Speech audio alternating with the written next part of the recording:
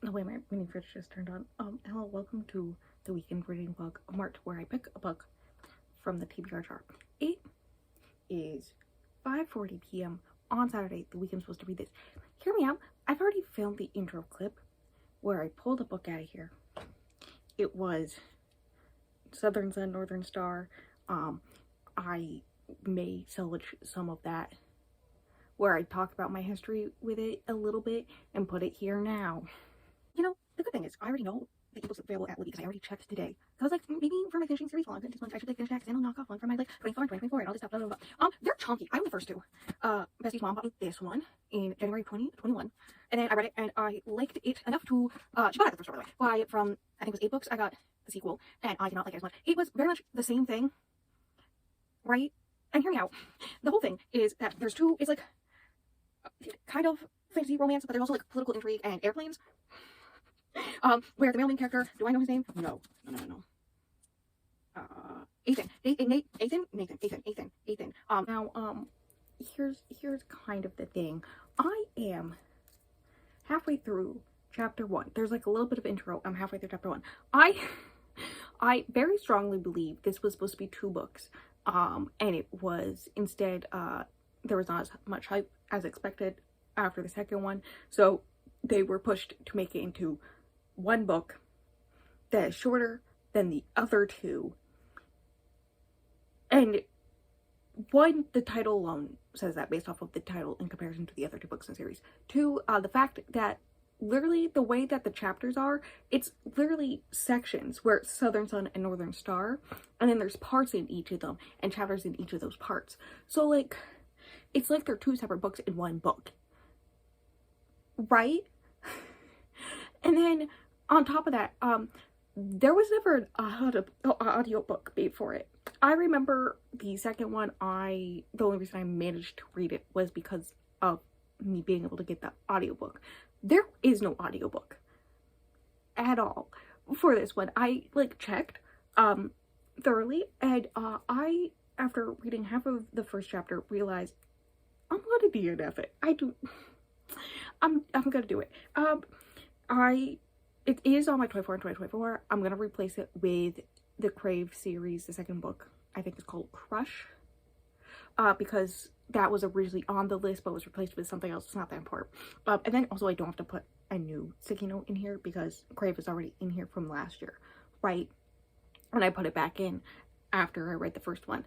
But yeah, it's not, for me, the political intrigue aspect, I'm not liking. I have not liked that since around the first book.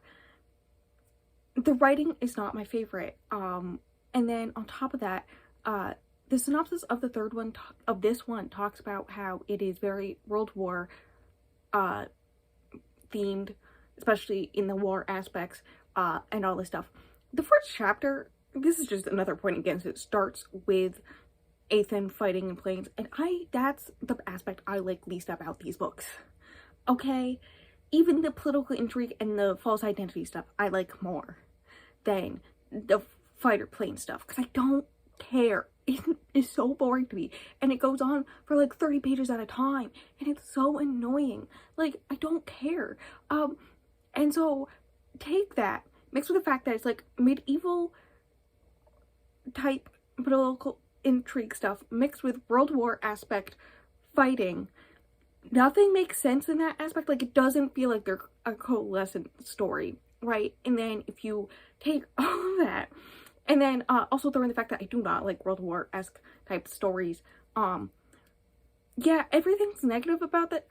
It's gonna be a 2-star, maybe a 2.5 if I were to read it. And I am being an adult about DNFing books. I have already at one point DNF'd a series at the last book within the past few months, so might as well do it again. I'm doing it. It's going away. I'm very happy that I don't own the last one physically. I may put the second one on my unhaul pile and just keep the first one because that one was a gift and I liked it. But yeah, we're redoing this. I'm hoping for something short-ish. Okay? Maybe Crave, honestly, because I do already have the audiobook at Libby. because for some reason the first like 3 books in the series of the Crave series is always available as audio on Libby. I don't understand. At the library I have. But yeah, that's what we're doing. We're gonna go with yellow this time. We're throwing that pink back in. What was that pink? That'd be interesting to see. Oh, The Good House, a book I softy enough to last month. Thank God I didn't pick that. I was low-key worried.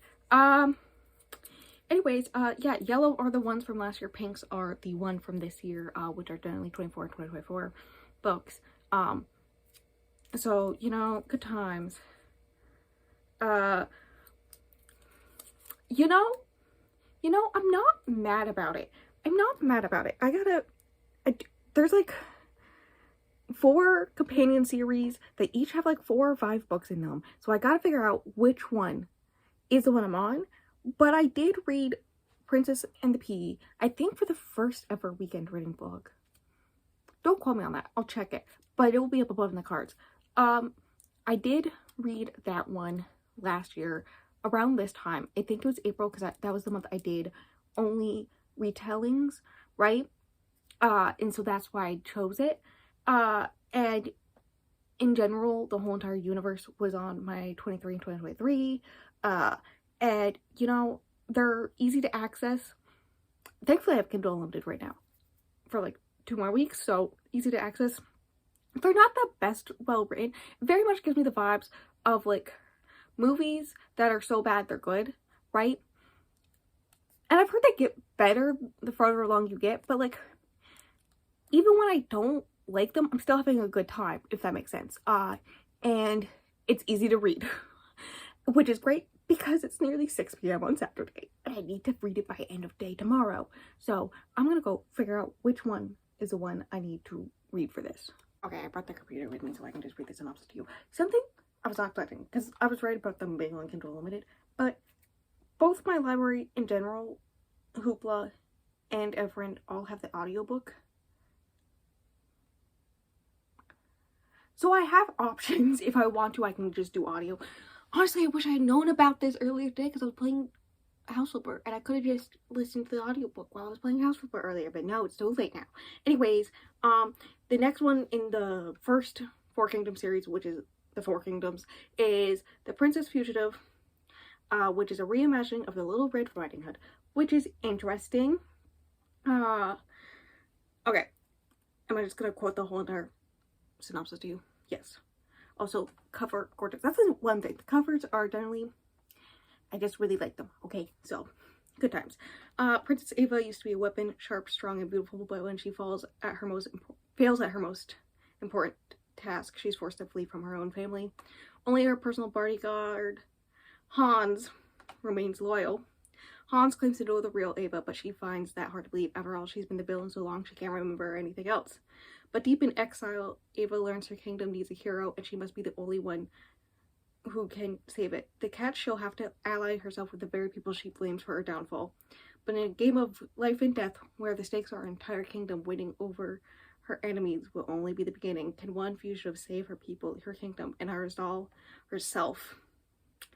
The girl in the red hood has been swallowed up by the wolf and must decide if she's willing to fight for her freedom, no matter the cost.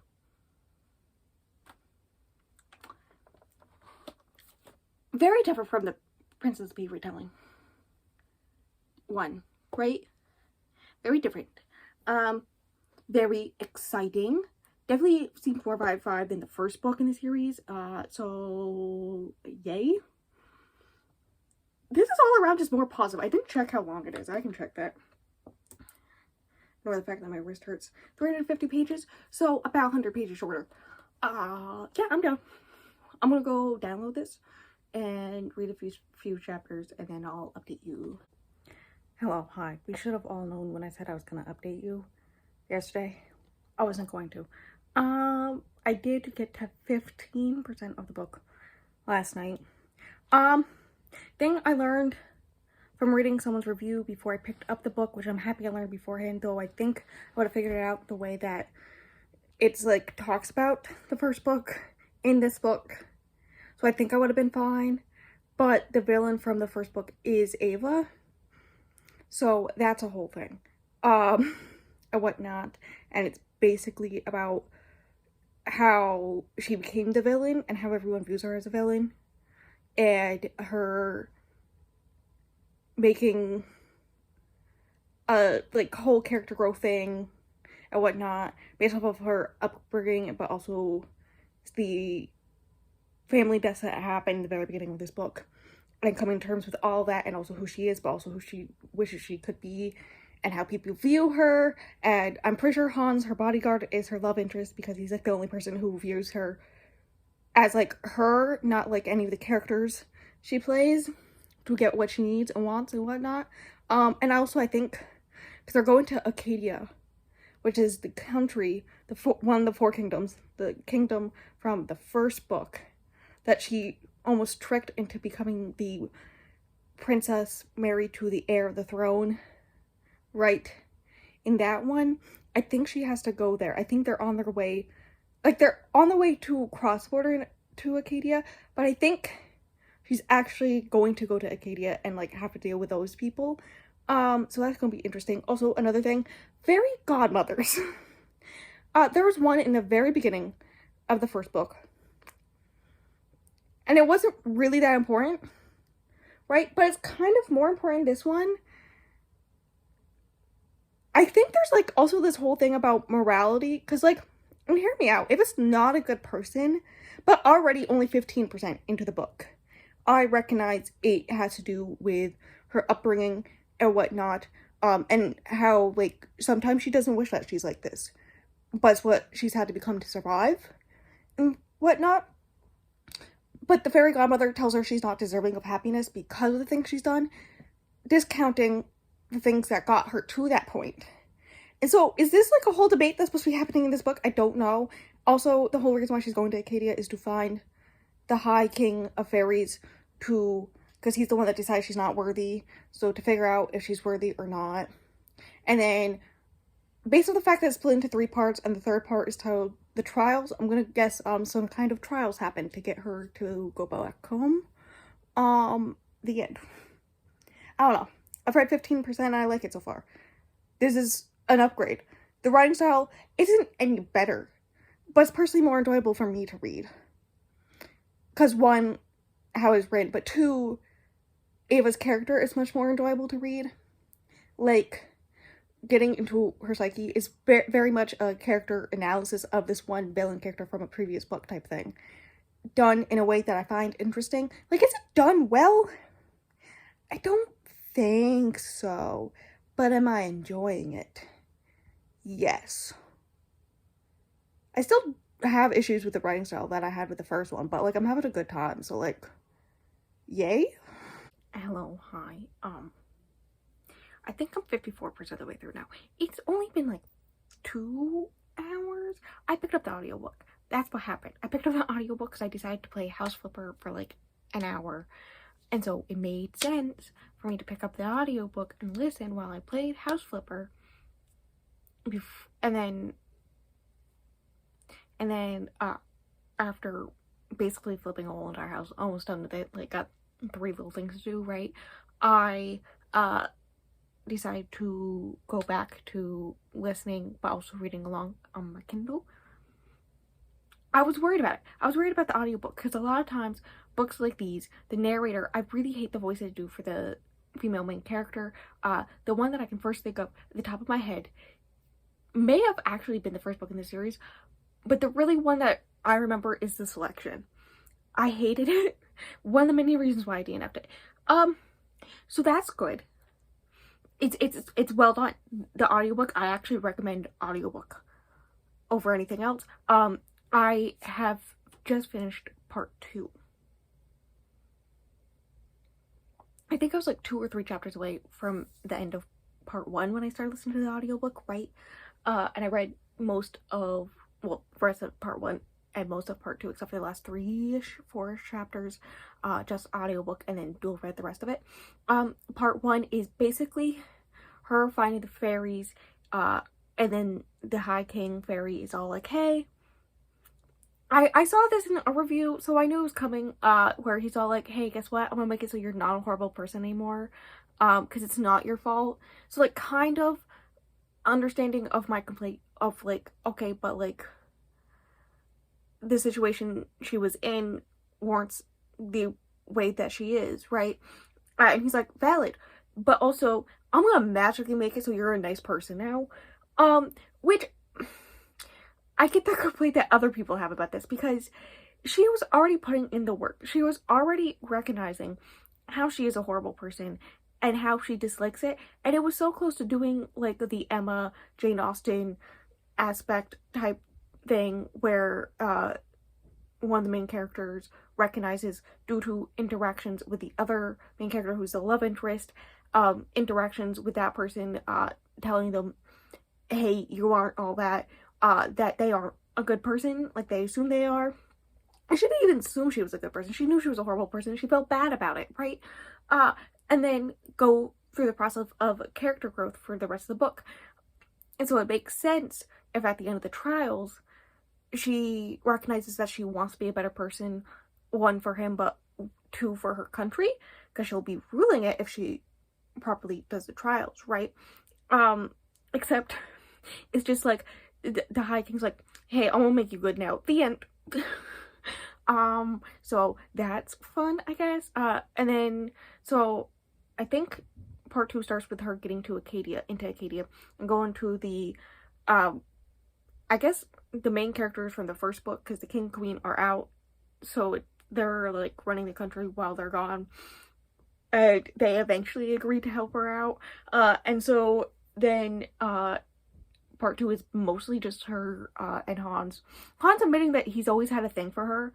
And then there's also a background where his sister was like best friends with her, and right around the time that her mom died, which is when she started going more evil, because like the only adult constantly near her telling her what to do is her father, who's definitely evil, is all like, she decided to do a prank, and Hansa's sister, who worked in the kitchens, got blamed for it and was supposed to get a severe punishment, so Ava got her out in time.